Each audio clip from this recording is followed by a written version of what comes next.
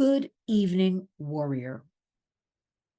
I'm coming to you tonight from very late at night from a different background, but nonetheless from New York City. I need to talk to you very seriously about something called restorative justice. You may have heard of these two words, but it seems like in the last 2 weeks, I am talking about it every single day. And most people, and people I would think who would know what this means, don't know what it means. So let's have a little tutorial here about restorative justice, and I'll make it very simple for you. I want all of you, make sure you're sitting down though, to hashtag restorative justice. This is a movement sweeping across our country in each and every town, city, and rural area in one shape, some form, and nobody's keeping an eye on this. Have you ever heard of the term crits? These are people who believe in and promote critical race theory, critical legal studies, critical, just think critical. Now, under the guise, that might sound pretty good, right? Critical legal studies, or maybe critical race theory to you might sound good. Very dangerous, very, very dangerous. The easiest way I can describe all of this to you, and it's happening right before my eyes, and you've got to keep a ball on it because it's happening, but you got to look for it in front of you, is everything legally is in favor of the criminal. Now, I know that sounds crazy, and this is supposed to be the United States of America. This is what we've come to. It's happening right in front of us.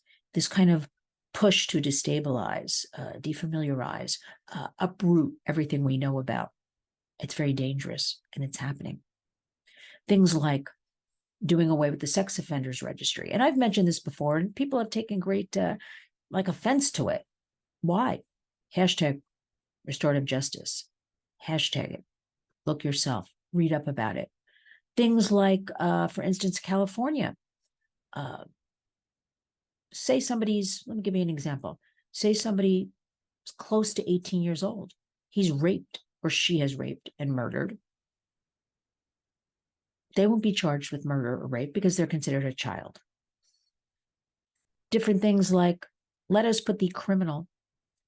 figure out a way to have this criminal, this rapist, sit with their victim and discuss it and mediate. Can you imagine?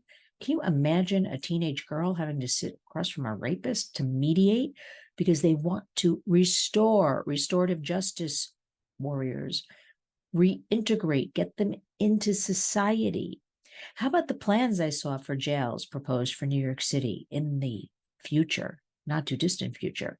These jails will be, for instance, the rendering I saw was a large, beautiful new building with big, spacious glass windows so that they don't call them prisoners, they don't call them inmates, retained individual can look out and can see mothers with their babies, people having coffee with the local coffee shop on the corner. Very much a fairy tale kind of existence, because if they see that while they're incarcerated, even though they don't use words like incarcerated, detained, they will want to be part of that. They will want to behave. They will want to go back into society. But let's just be honest and real about all of this. How can somebody who's never experienced that in the first place want to go back to something like that? And don't give me that song and dance that we're all being told, well, equity, they never had it, they deserve it now. I'm very concerned.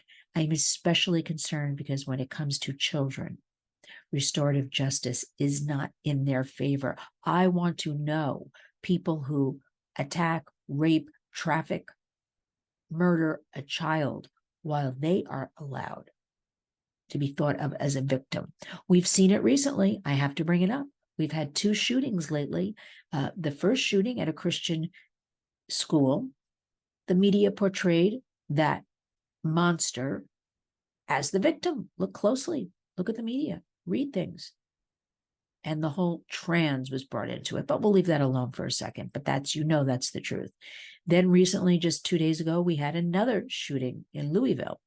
And I've been so busy today, I haven't been following up, but I did hear yesterday some rumblings about, he took a lot of hits to his head playing soccer, I think, in high school, and he had concussions, and maybe this is why, sorry, these are monsters. Maybe some people are just born evil. I actually asked a guest of mine, I'm doing a daily radio show now called State of the Nation, 4 to 6 p.m. Eastern, everybody, tntradio.live. And I asked a psychologist on, maybe some people are just born plain evil. And her response was, I get it. I don't like to think of young people as evil. Well, I don't like to either, but I'm seeing a lot of evil in front of me, as are you. And I'm seeing a lot of evil being perpetrated on our children and our youth and our young, everybody. And I'm seeing our children become habituated. This is the way we treat each other and we treat other children. We have a lot of abuse going on nobody's talking about within homes, brother on sister, sister on brother. They're seeing all of this porn that they have easy access to on their devices because the dangerous algorithms that nobody's watching are giving them this content. We are seeing girls and young women being directed to dangerous eating disorders.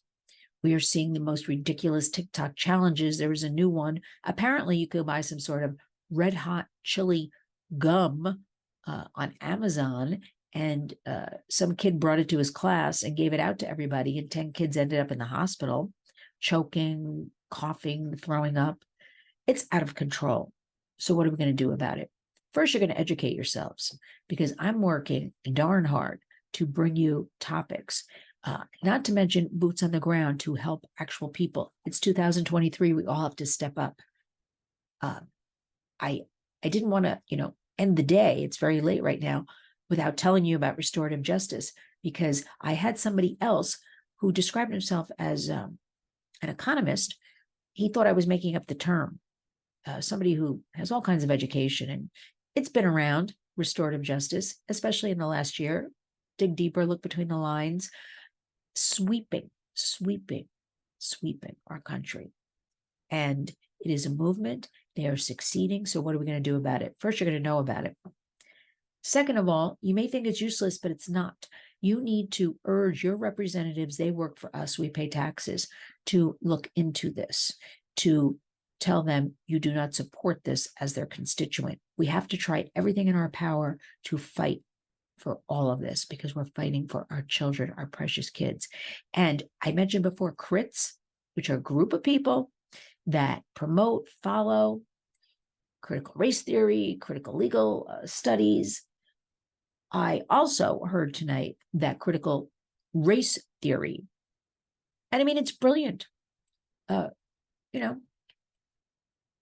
Who's ever going along with that?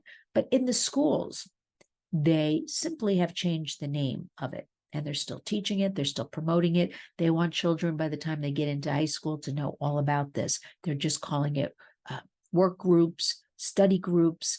So talk to your kids. Ask them what they're learning in school. Ask their teachers. You have a right. Understand what the curriculum is. Make sure you darn know what those books are that they're giving those kids. And also check out your library. I am still in shock. Glen Ridge, New Jersey, people have lawn signs now. People are protesting simply because a small group of parents inquired from the local Little Dusty library about books that were being promoted to kids, put out on tables, things you can put up it's a family show, so I won't continue this, all kinds of things. And you know what I mean. And when they simply inquired about who chooses the books, can we talk about it? What broke loose. So I've had it. You should have it too. We need to come together. It starts in your home. It starts with you. Parent up, grandma up, grandpa up, aunt up, uncle up. Talk to your kids. None of this is right. None of this is acceptable. Yet they're all winning. It's time for us to punch back appropriately. Take care of our children. Remember, what do the warriors always tell you? Community creates change. Thank you for all of the support you have given us. Thank you for the donations. Thank you for always following us, retweeting, Facebooking. Thank you for everything. The children need us. Parents need us. We all need each other. Remember, today and every day, be a warrior.